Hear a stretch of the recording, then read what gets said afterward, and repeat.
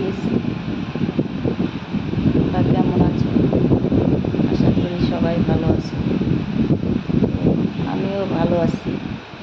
তো বলছি যে কী বলবো, আমার সাথে একজন একটা ছেলে, ওর নাম পাল্টায় ও নোংরা ছবি পাঠিয়েছে। তো আমি বারবার বলছি, কেন তুমি আমার সঙ্গে এরকম করছো, বাজে বাজে কমেন্ট করছো।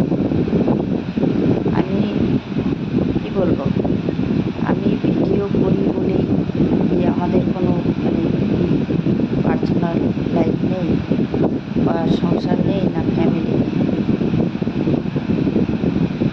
যে কী বলবো, এতবার বলার সত্ত্বেও এক এক সময় এক এক নাম দিয়েই সে করছে। কেন করছো ভাই? করাটা কি ঠিক?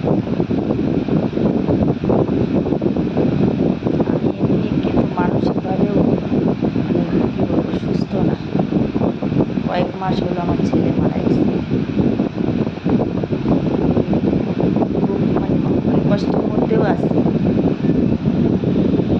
রিল করতে করতে আমার ছেলে যায়, সেই অবস্থাতে আমি রিল বন্ধ করে দেওয়ার পরেও নতুন করে পেজ খুলেছি, রিলটা চালিয়ে যাচ্ছি। এমনিতে আমার মানসিকতাও ভালো না। প্লিজ এইভাবে নোংরামো করো না। তোমার কাছে রিকোয়েস্ট করতেছি। আমি তো মেয়ে, আমার একটা মন বলে জিনিস আছে।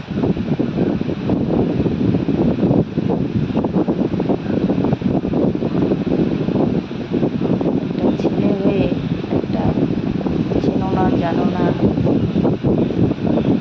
আগে এভাবে ইয়ে করাটা ঠিক হয় বলো? আমাদেরও তো ফ্যামিলি আছে, আমাদেরও মানসিকতা আছে। আজকে আমার কী বলবো, স্বামী হারানো 25 বছর, শ্বশুর বাড়িতে থেকেই সংসার করছি, বাবার বাড়িতে যাই। 1 বছরের বাচ্চা মানুষ করেছি, সে সন্তানকে হারিয়ে ফেলেছি। আমার ছেলে যাওয়া কিন্তু 6 মাসও নয়, তার মধ্যে দিয়েও কিন্তু আমি রিলটা চালিয়ে যাচ্ছি। কী বলবো,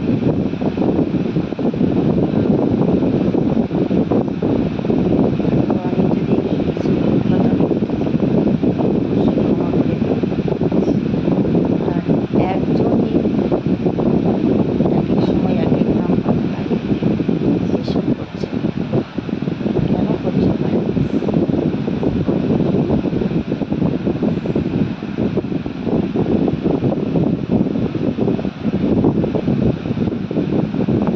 আর কি বলবো, দিনের মধ্যে যে কত কল আসে তা বলে বোঝাতে পারবো না।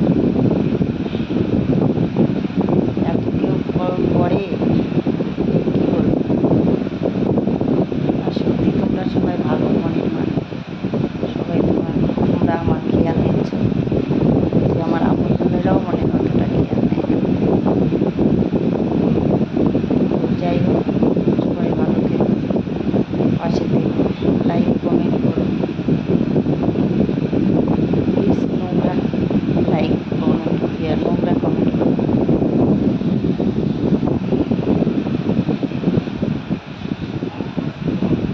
আর সবার সঙ্গে সবার তুলনাও করো না।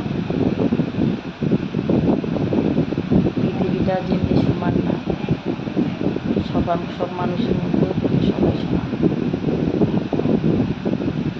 তবে কী বলবো, যতটুকু আমার জানা ছিল না, এই ফেসবুকে কাজ করছি জন্য অনেক কিছু আমি জানলাম, শুনলাম, বুঝলাম যে পৃথিবীতে কত রকমের মানুষ আছে বা থাকে। প্লিজ তোমরা কেউ খারাপ মাইন্ডে নিবে না। সবাই না, কিছু কিছু ছেলে মেয়ে আছে যে কি বলবো, ভাষায় বলতে পারছি না।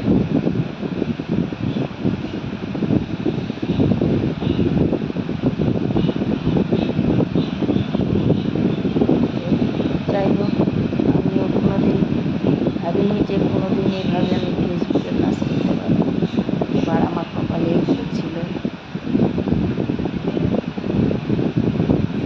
সত্যি কথা বলতে আমার অল্প বয়সে বিয়ে হয়েছিল, দুটো সন্তানের মা হয়েছিলাম।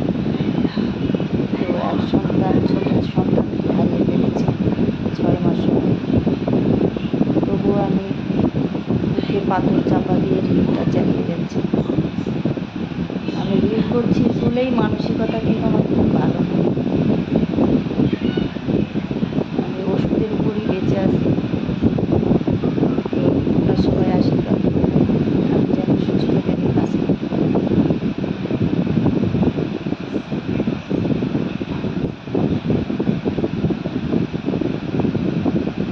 তো আমি আজকে ফেসবুকে কাজ করছি জন্য সবাইকে চিনছি, জানছি, এই দুনিয়াটাও চিনছি, বুঝতে পারছি। আজকে কাজ না করলে মানে বুঝতে পারতাম না